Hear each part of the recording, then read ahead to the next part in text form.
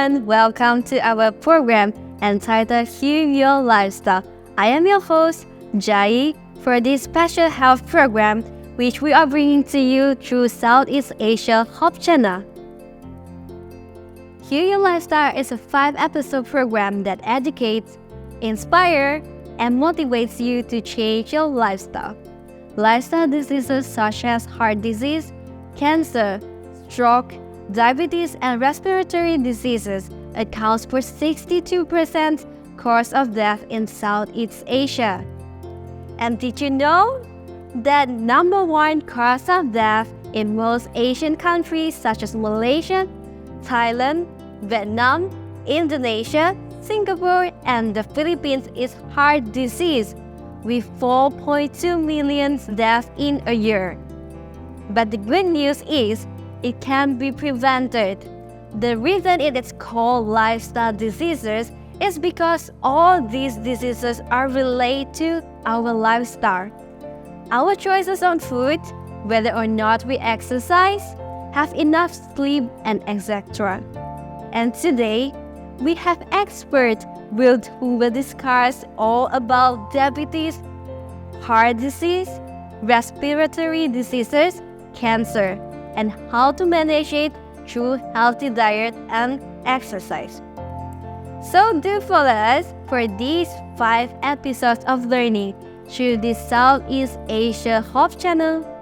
And if you have any questions, do drop us a message. Also, you may put a like on our A Treasure Facebook page. And lastly, we are present in our A Treasure website.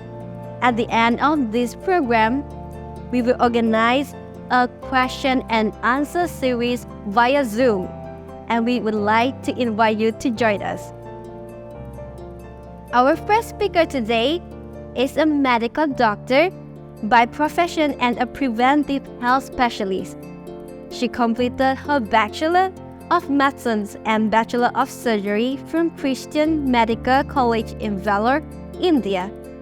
Her Master in Public Health and Doctor of Public Health major in Preventive Care from Loma University, United States of America. She also completed her certificate in Molecular Nutrition and Genomics at the European Genomics Organization. She is a member of American College of Preventive Medicine, American College of Lifestyle Medicine, Malaysian Society of Allergy and Immunology, and Malaysian National Registry of Specialists as Public Health Specialist. She has vast experience as a medical practitioner, medical director, health educator, and as a preventive health specialist. To talk about Heal Your Lifestyle Against Cancer, I present to you Dr. Pang Chu Yen.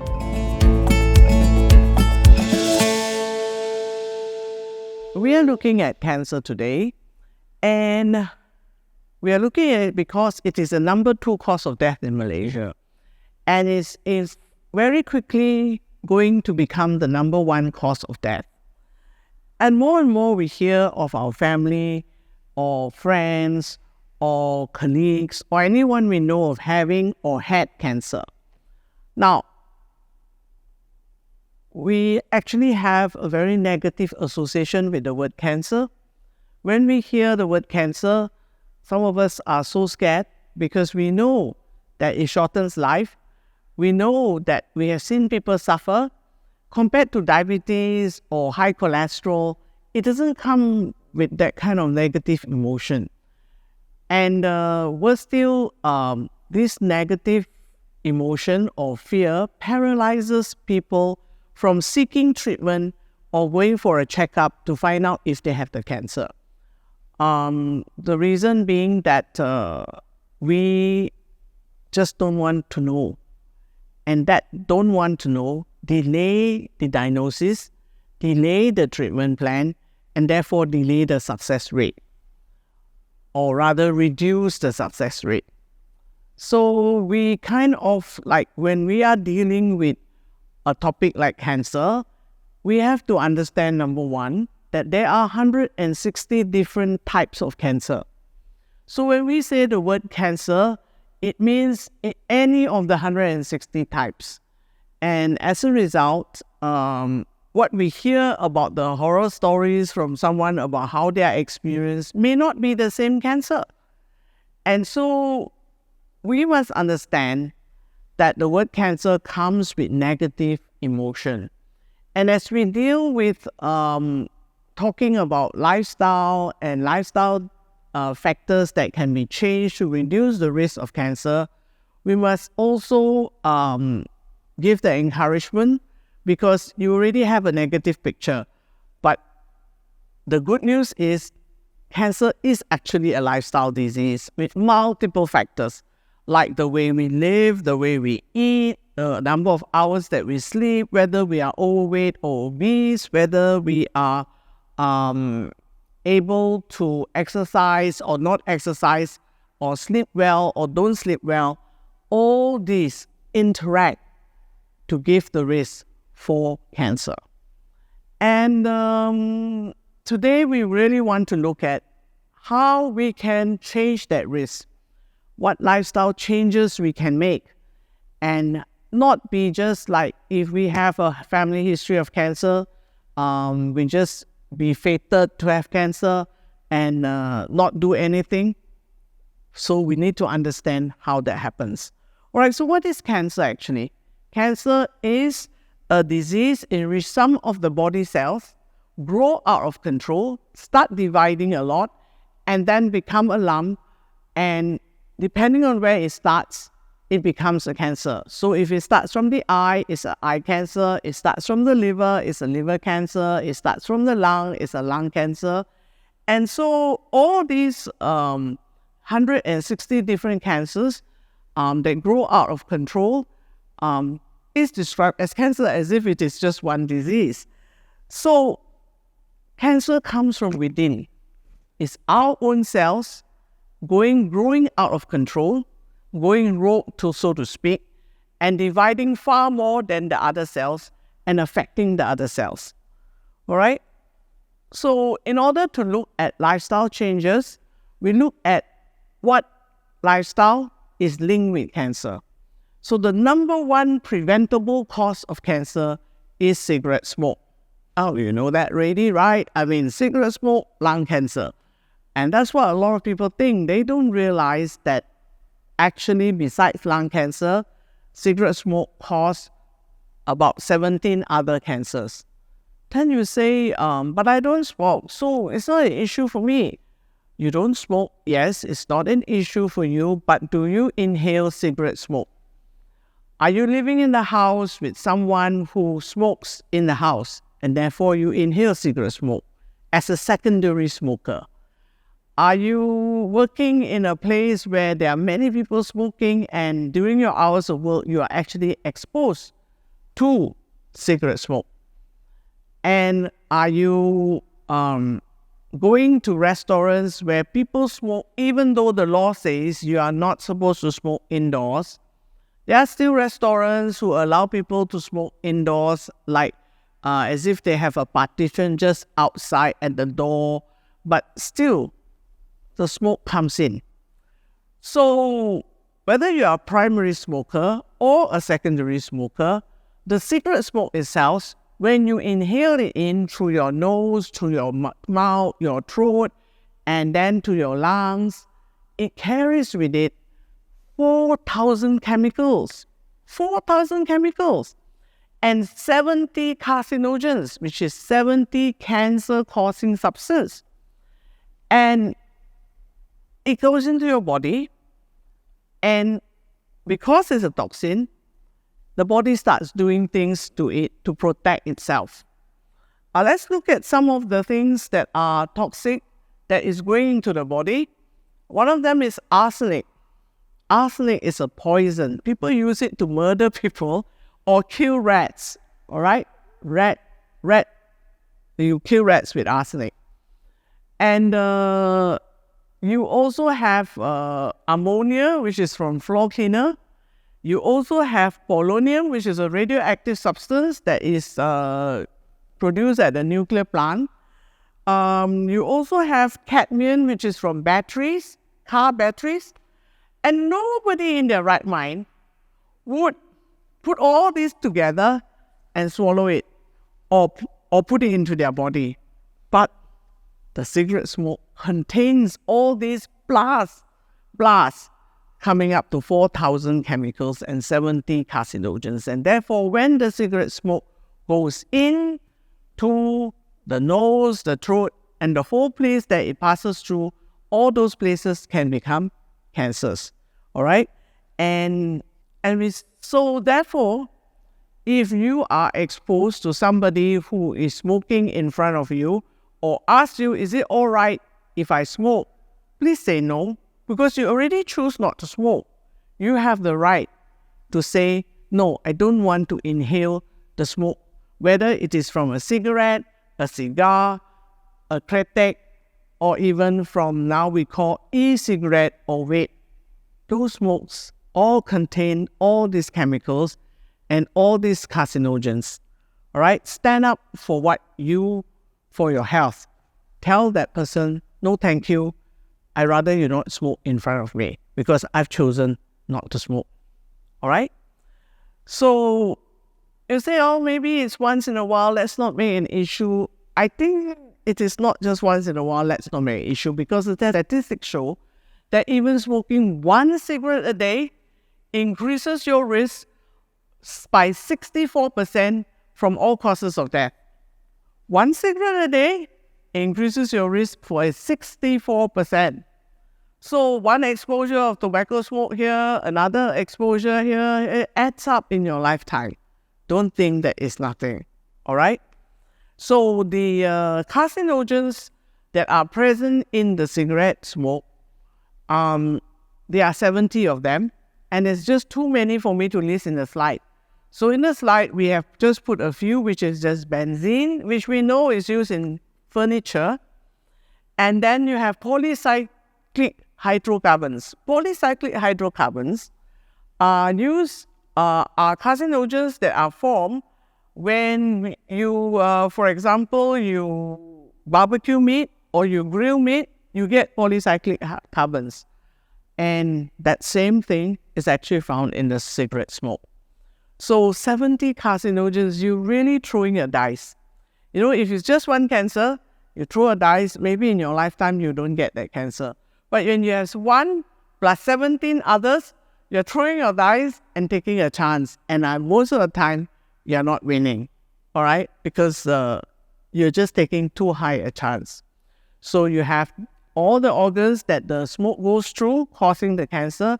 Then you have in the urinary tract, you have in the kidney, you have in the bladder, you have it. Then you say, how in the world? The smoke is not going through all those places. How can it cause cancer? Because there are 70 carcinogens, right? So it goes into your bloodstream, and from the bloodstream, it goes to the other organs, all right? So it's not just where it passes through, all right? Now, the other factor that we know causes cancer is alcohol. And we know that for many years, we have said that alcohol is a co-carcinogen.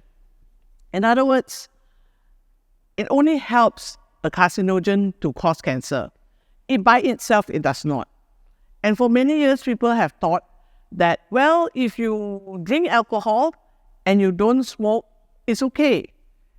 But if you drink alcohol and smoke, then only the cancer becomes more likely to happen.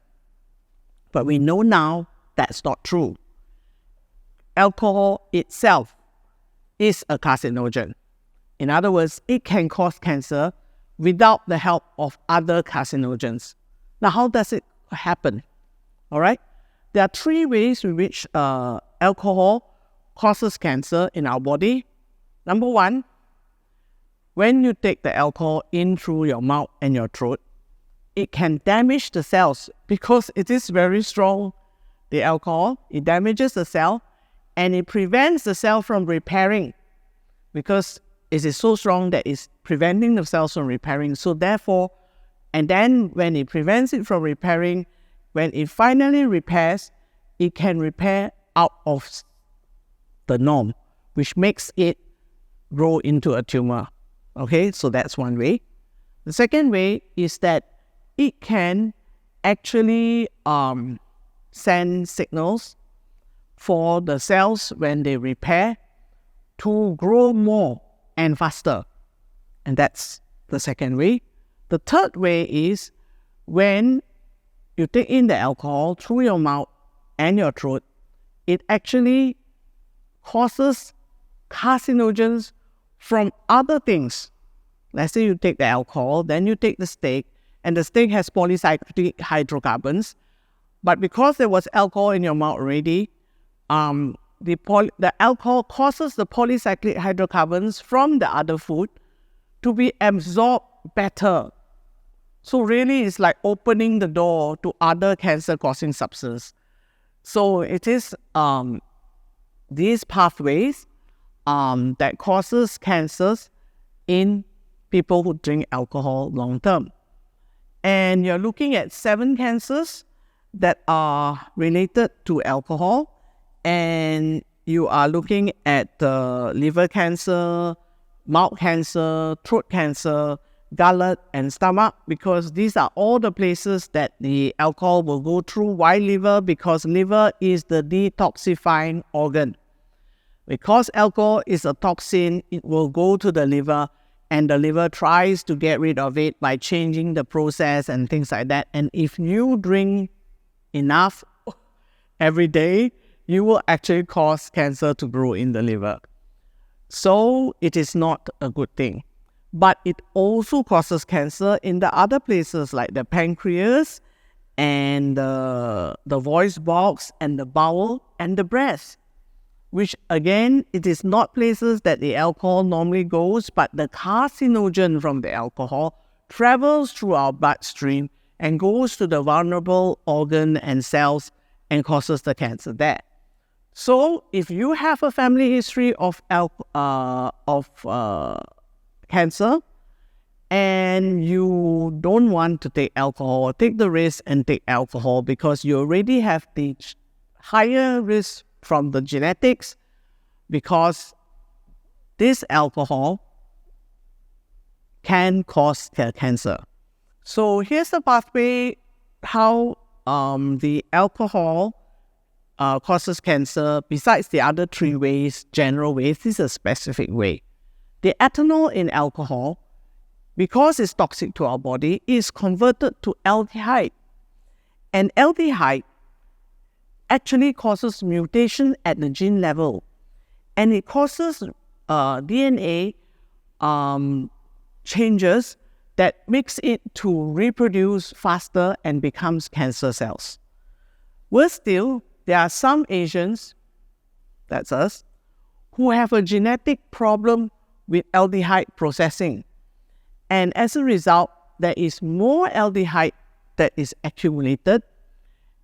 And when all this aldehyde, which is carcinogenic, accumulate in our body, there is a higher chance of making cancer cells. All right?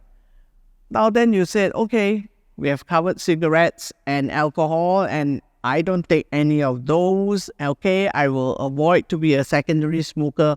What else? Well, another issue is overweight and obesity. Then you said, what?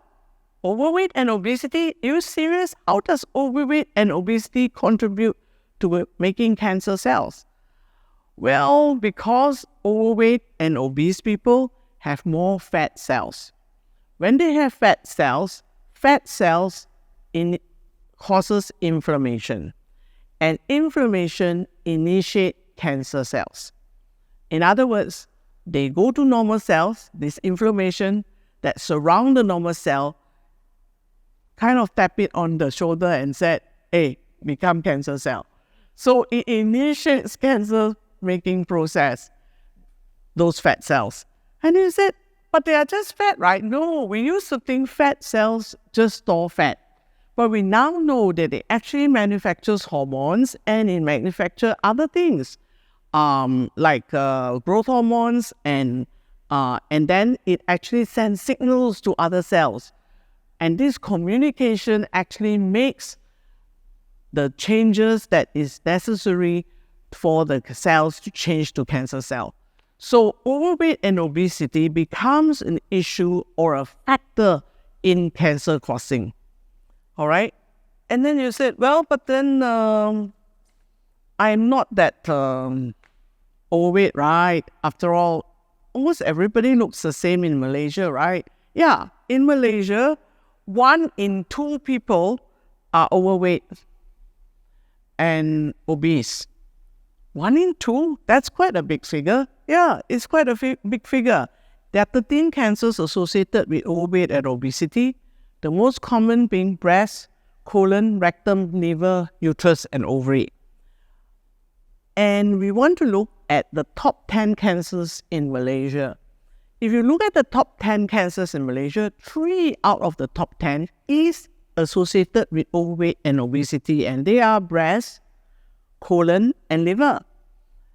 And you say, so how come overweight and obesity can cause this? When I already explained the pathway just now, the point here is this: because overweight and obesity is really a big issue in Malaysia, in the sense that people ignore it because 1 in 2 people are overweight and obese. In other words, if you look at another person, they are also overweight like you. So you say, it's not an issue. It's only when you go overseas to a country like Vietnam, for example, and you find that, hey, everybody is much thinner than you, then you realize you are overweight or obese. And the incidence of 1 in 2 is, when we look at the breakdown, you will find that more than 50% are females, more than 60% are of Indian ethnic group, and more alarming is older people, in the 60% in those who are 55 to 60, and 70% in those who are 60 to 70. So you have these factors that we are finding more in older people, overweight and obesity. And that's not good, because as you age, there is already the factor of aging that contributes to cancer. Then when you're overweight and obese, because after you retire, you may be eating the same amount of food, but you are less active, you no longer go out as much, and you may be having health problems that cause you to not go out, so your weight gains. And so therefore, you have a double risk, first from age, then from overweight and obesity. And they said, oh, well, just a few kilos here and there shouldn't be an issue, right? Well, it's an issue, because every 5 kilo increase in weight is documented that the risk of cancer increases depending on the type of cancer. Remember, 160 different diseases, right? So you're looking at colon cancer rate going up by 9% for every 5 kilo gain of weight, and gallbladder cancer going up by 60% for 56% to be more specific. And then for breast cancer, it actually goes up by 11% for every 5 kilo. So let's say you are not overweight and obese when you were a child, and at 20 years old, you actually are 50 kilos. Then by the time you reach 30 years old, you gain 5 kilos maybe, and that's, you have 55 kilos, right? So your risk actually goes up by the percentage I listed just now. But if you gain 10 kilos, it's times 2. So your risk of overweight and obesity increases as you gain more. Remember, the more fat cells, the more inflammation, the more inflammation, the more initiation of cancer cells. So actually, it's documented that the strength of the causation factor of overweight and obesity is equal to the strength of smoking cigarettes. You say, what? Yeah, what I'm saying is, if you're a non-smoker and you're overweight and obese, your risk for cancer is the same as the smoker. That's how it is alarming, and it is scary in that sense. But it's reversible. You can lose weight. You can lose the number of fat cells or decrease the number of fat. You can decrease the fat content of each cell and decrease the number of cells when you lose weight. But don't lose weight and gain weight, lose weight and gain weight. That's yo-yo. Because whenever you lose weight, you are losing fat, you are losing muscle, you are losing water. But when you gain weight, you are gaining just fat cells. So it is not good news to yo-yo, because if you keep gaining number of cells or filling up the shrunken cells with more fat, you are manufacturing more hormones that send signals to initiate cancer cells. Okay? So, obviously, 4 in 10 cancers are actually preventable. 4 in 10.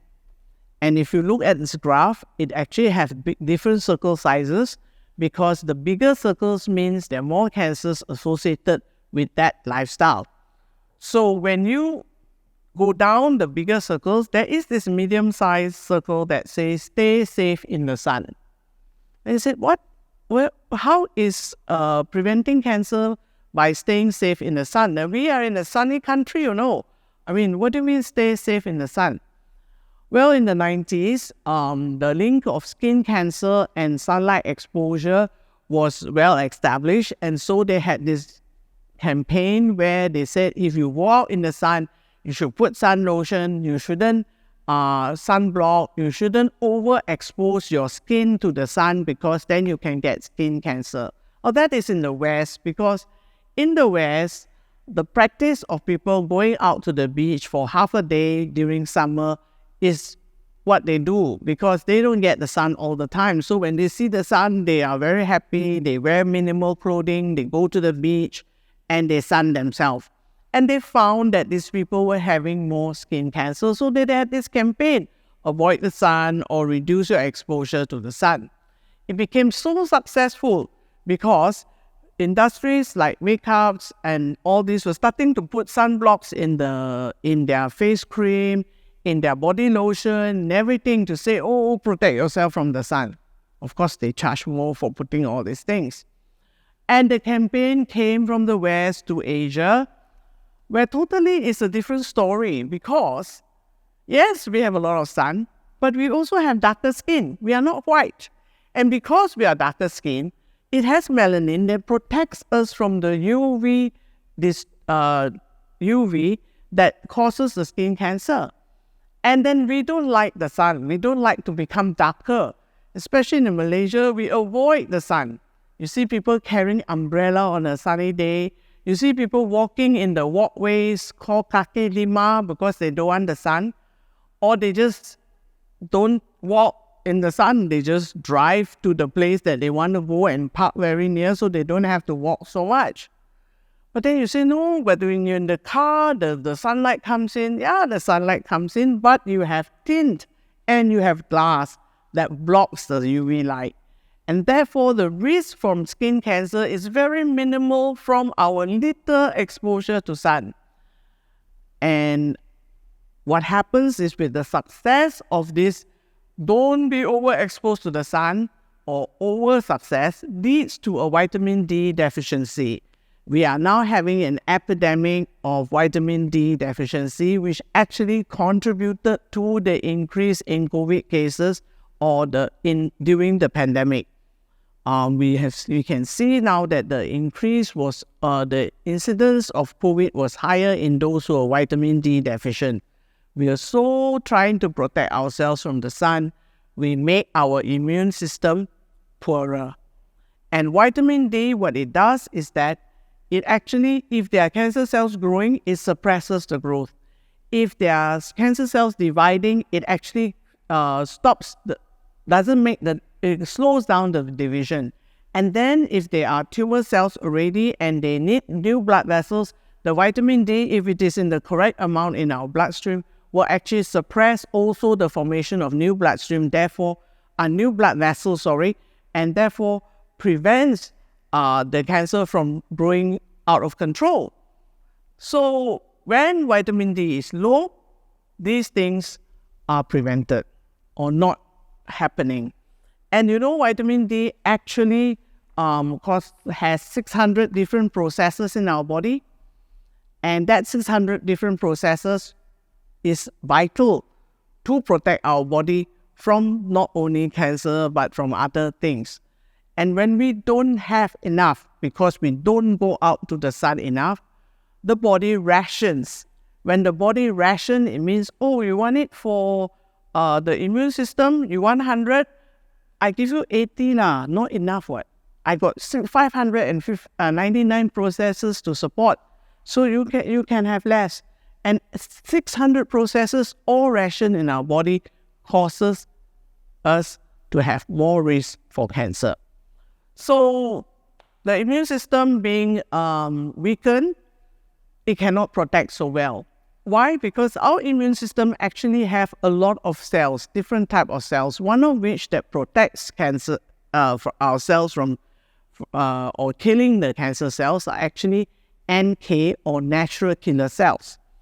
And when NK or natural killer cells go to kill a cancer cell, see what happens is that the cells divide too fast in the cancer cell, right? So in the cancer picture, and here you have normal cells and you have cells growing very fast, and so they start taking the oxygen, they start taking the nutrients away from the normal cells, and they press onto the normal cell. So the normal cell calls for help to the immune system, and it calls for help, and the immune system sends the NK cell. But the natural killer cell, when it kills the cancer cell, you can see in this picture, it's surrounded by NK cells and it's trying to kill this cancer cell. When it kills the cancer cell, they all die, they sacrifice, they die, and therefore they need to be replenished. And therefore, we always have to have more NK cells. So how do we get more NK cells? Through a very good lifestyle factor, which is exercise. If you look at the second half of the slide, it actually shows that when you exercise, your NK cells go up. So as you deplete your NK cell, you replenish it by exercising. And how much exercise you're talking about? We're talking about moderate exercise. Because moderate exercise itself, they increase the number of NK cell and increase the activity of the NK cell. And you're looking at large muscle movement, which is like brisk walking, jogging, swimming, and you're looking at half an hour a day. So moderate exercise, with frequency of at least every day, and with a duration of about half an hour, it actually helps our immune system protect us from cancer. But there are 7 things that you might be doing that is suppressing or weakening your immune system. Of course, alcohol and cigarette, we know they are toxins, so they also will harm the immune system. And overweight, we already knew that. And overweight comes from eating an unhealthy diet and lack of sleep. Yes, people who sleep less tend to be overweight. All right? And then you say, you mean that if we don't eat healthy, it can cause our immune system to be weaker? Yes. And then if we don't have enough sleep, it causes the immune system to be weaker? Yes. Look at the next one that shows the number of hours that you sleep, and when you are exposed to the virus, what happens? The virus that causes this one is, of course, the flu virus. They cannot expose you to cancer cells. Is exposed to carcinogen. Is not ethical. So they just use volunteers who are willing to get a flu, and then they categorize them in the number of hours of sleep. Those who sleep more than 7 hours when they are exposed to the flu virus, their chance of getting the flu is only about 17%. But if they sleep less than 5 hours, it's just a 2 hours difference, all right? Their chance of getting the flu is 45% for the same exposure. So what we are saying is that when you sleep less, your immune system is weakened. When the germ come in, you cannot fight it as well, so your chance of getting the flu is higher. So then the next question arises, does it mean that if I sleep less and my immune system is weaker, I get more cancers? Well, there is a documentation. When they look at night shift workers And night shift workers tend to sleep less because they already work through the night. When they go home, they can't just plonk to bed. It's bright and there's noise from the neighbors and outside. So they tend to take some time before they can sleep, and they will sleep less hours. And they have found that night shift workers who work for 5 years have more cancers compared to those who work for only 1 year. So it is a straight graph, and the graph goes higher, the straight line goes higher, the longer you work in the night shift. So working night shift is actually cancer causing. All right, so, okay, we are looking at diet then. Since we have already looked at alcohol, cigarette smoke, then we have looked at the not enough sleep, and now let's look at the unhealthy diet. So what are the two items that we know is in the unhealthy diet, which is sugar and fat? And let's look at sugar, because there's been a lot of buzz about sugar in relation to cancer. There's been people telling that, when you eat a lot of sugar, you are feeding your cancer cells. And then, people go and ask their doctors and the nurses, and then they said, well, the thing is that you need sugar for your normal cells. You can't be not eating sugar at all. Then you said, well, then what is true? Well, the truth is that all food that you eat, whether it is fruits or whether it is meat, whether it's vegetable, fish, they all break down to sugar, or to be more specific, glucose. Because glucose is what the cells use, whether it's a normal cell or a cancer cell, it needs glucose. But the cancer cells have more receptors for glucose, and so when you put a normal cell and a cancer cell in a plate, for example, and you pour in some glucose, the cancer cell is going to take more glucose. And then when it takes in more glucose, it doesn't have enough oxygen, because the glucose again has to be converted inside the cell for it to work. So it doesn't have enough oxygen, but the cell modifies. This is the fantastic part. The cancer cell modifies itself so that it will start breaking down the glucose that it needs in a non-oxygen environment, compared to the normal cell that can only do it in an oxygen and oxygenated environment. So in the process, it produces more lactic acid. So when you put sugar, for example, glucose water, for example, instead of this food substance that break into glucose, when you drink it in, it is glucose enough to feed the cells. But if they are cancer cells, the cancer cells get fat more. So in that sense, the statement that says that glucose or sugar feeds cancer cells is in a way correct. Of course, you don't totally cut sugar out of your diet, but actually everything else converts to sugar. So even if you don't eat white sugar, if you don't drink glucose, or you don't have any honey, doesn't matter. All the food, if you are taking healthily, it will break down the glucose. And you don't want to be drinking glucose like in a soda drink or, Coca-Cola, whatever brand of, those soda drinks that you drink. They contain a lot of sugar. Every can has 8 spoons of sugar. And when you drink that in, that will feed the cancer cells more if there is cancer cells in the body compared to normal cells. All right? Now, more water. We drink water every day. Is there carcinogen? Yes, there is. Then you say, what again? Yeah. Well, the point is this. When in agriculture, you use fertilizers and they contain nitrites, and when it rains, that nitrite run off to the river or our source of water. Then when you feed animals with feeds, it also contains nitrates, and it runs off again, and it runs off to the source of river. Now, when that nitrate is fine in the river, but when it goes into the filtration plant or the treatment plant for water, they have to add chlorine, because now our water is so contaminated by the factories, by the germs and everything. They add chlorine to purify it, and that is when nitrate mixes with chlorine, it forms a chemical that is carcinogenic. Oh dear, you said, But I'm drinking water. But it's okay. If your water that you drink at your end is not straight from the tap, and you have filtered it through a reverse osmosis water filter or a very good activated carbon filter, it does remove this chemical that is carcinogenic. So the rule of the game, don't drink water straight from the tap, make it go through a filter and get that carcinogenic substance from the nitrates converted, removed, right? Now what about food? And we know that food, there is two food that is very, that has a lot of carcinogens, that is processed meat, like sausages, hams, and bacons, and also you have red meat.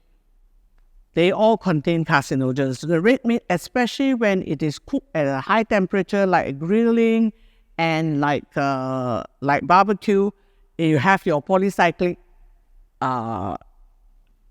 chemicals form that can cause cancer. But the processed meat is a different story. What happens is that you notice that processed meat has a red color that is different from normal fresh meat. Yeah, because processed meat, they add nitrites to preserve it. And that changes the color to more red. Now that nitrite is fine when they put it into the processed meat. But when it is eaten into our body changes the nitrites to nitrosamines. Again, it's our body who does it. And that nitrosamine is carcinogenic. Then you ask the question, why don't the government or the Ministry of Health ban these substances because it's causing cancer? Or even tell people that it is so? Well, they do through talks like this.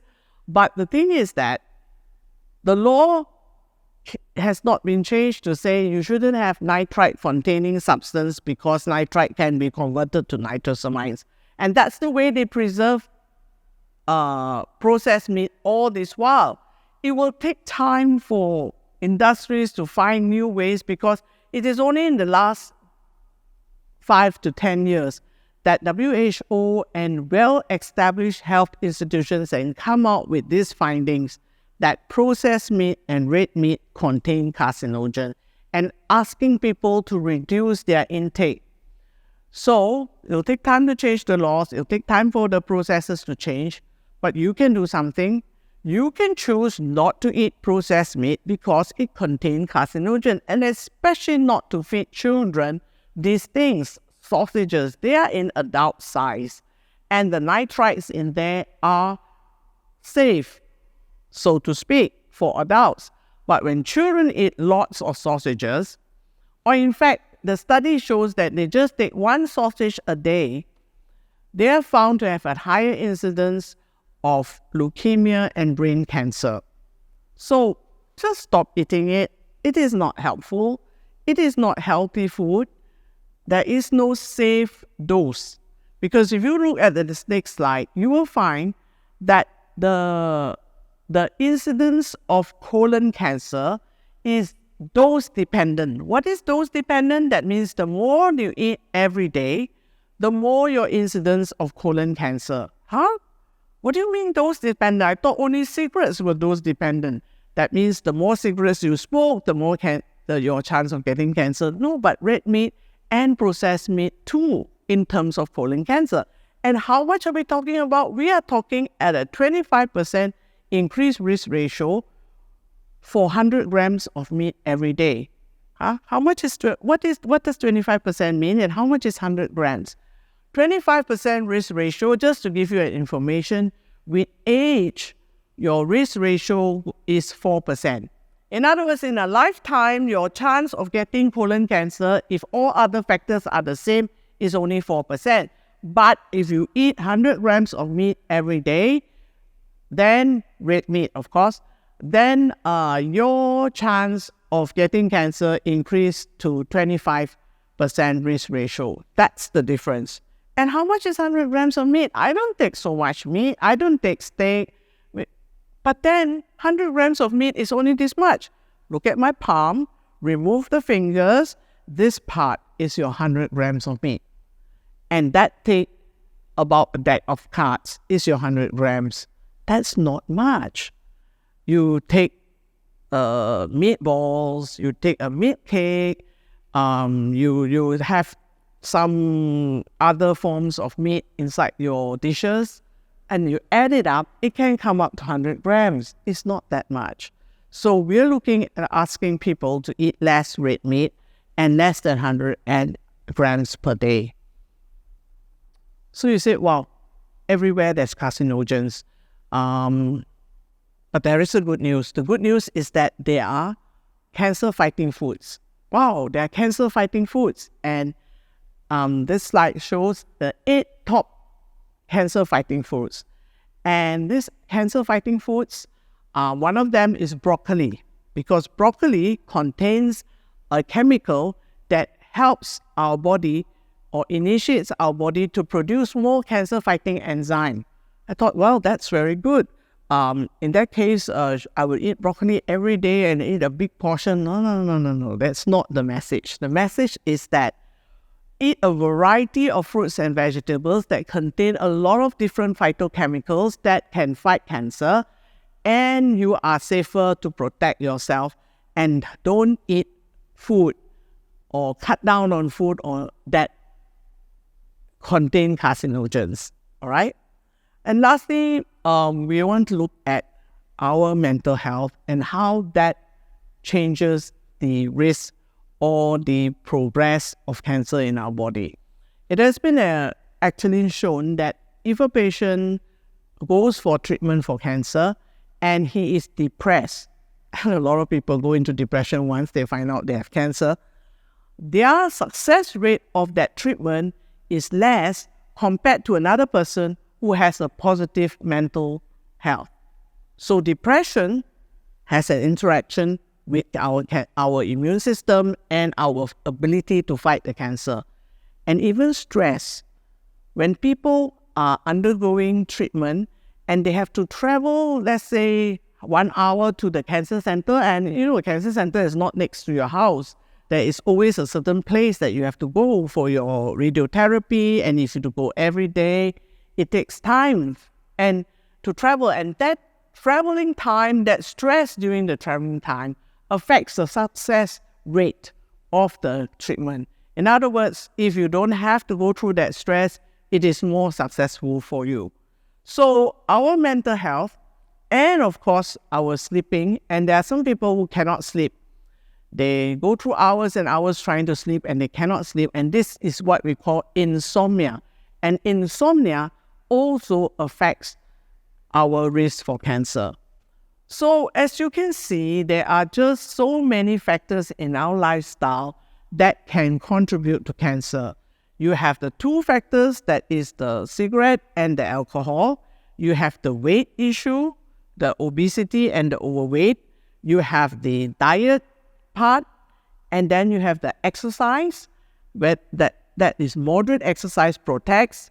Then you have the fruits and vegetables that have phytochemicals that can fight the cancer.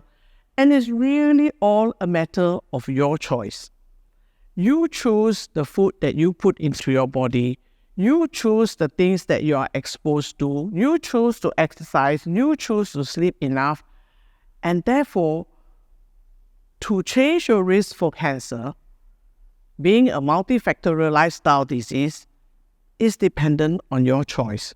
So choose wisely.